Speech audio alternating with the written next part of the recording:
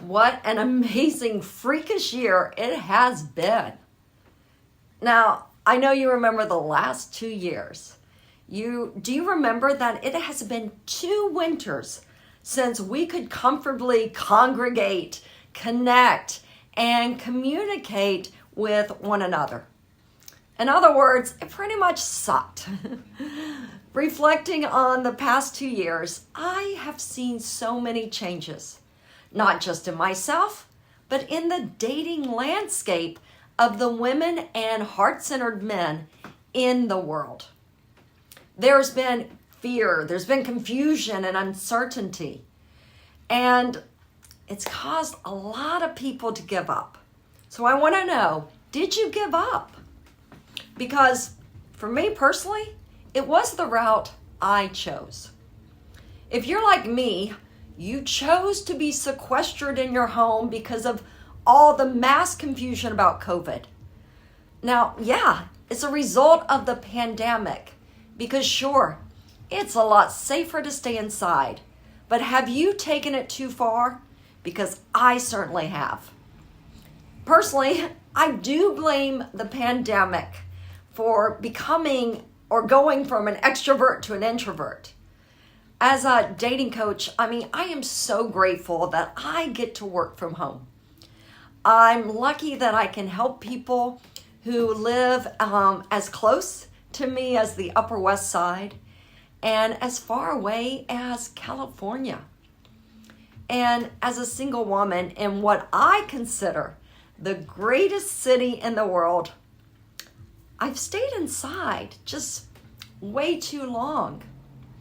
It's embarrassing to say, but there's been weeks and even months when I haven't left my home. If you're like me, you've chosen to only communicate via text or phone calls or Zoom, whether it's friends or maybe dating. Now, this is definitely a smart move when it comes to the pandemic and the uncertainty in the world, and certainly for your health and others. But now that you've gotten used to wearing masks, I've been known to wear 2 masks when my allergies act up, and I hope you're taking precautions so you don't get others sick. I hope you're washing your hands with those antibacterial soaps. You're lathering on the hand sanitizers. You're spraying disinfectant everywhere you go. But it is now time to bring your mojo back. It's time to get back in the saddle and start dating. It's time to go back out into the world and start meeting all of those single, eligible men. Whether you choose to do it virtually in the beginning and then in person. It's time to start focusing on relationships. And not just any relationship, but the relationship that you truly desire and the one you want, both short-term or with your long-term goals. Do you know what you want in a relationship?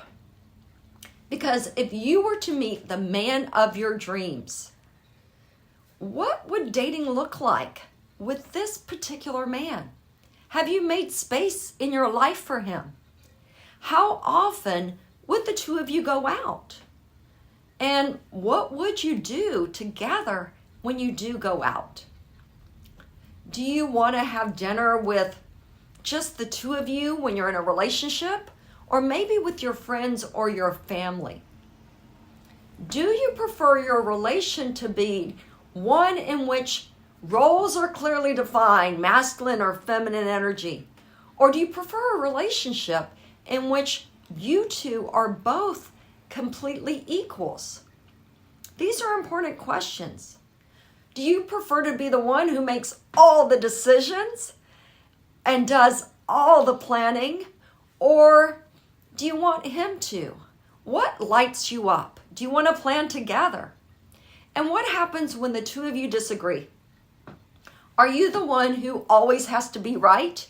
Or are you one that dims your light, who plays small because you don't like conflict? It frightens you, it scares you because of past trauma.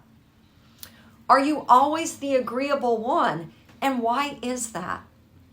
Do you want a relationship in which the two of you can openly express your happiness, your joy, as well as your dissatisfaction with one another or with anything else?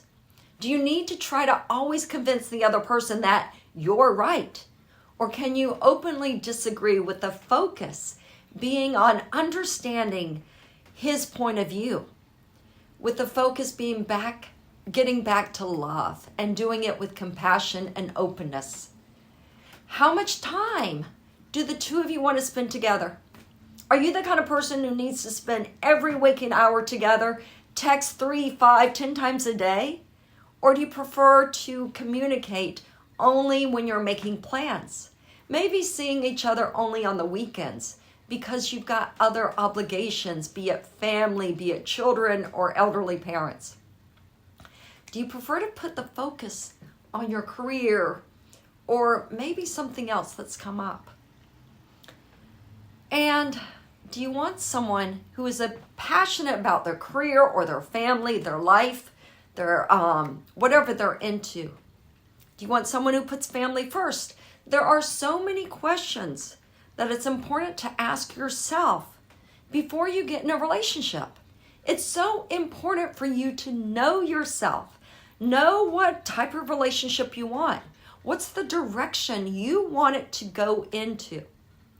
Knowing these and comfortably asking yourself, writing down your answers. When you write things down, it's almost like it's a little more permanent. It's not hazy or fuzzy. You're more likely to get what you want when you write things down. If you're interested in calling in the man, if you're interested in learning how to attract and date, and finally be in that loving, happy, sexy, passionate relationship that you have always wanted, if you're ready for that, you can do one of two things. You can head over to my website at daretodatedifferently.com and you can find out more dating tips, more information to help you get what you want. And if you're ready to work with a coach that gets really good results, then I want to encourage you to schedule a strategy call for me. Did you know that 75% of men and 56% of women are very excited about meeting their match this year?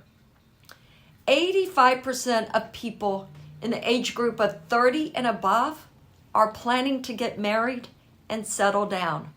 Where are you? And what is it you want in a relationship? It's important to get focused on the relationship that's right for you and not for anyone else.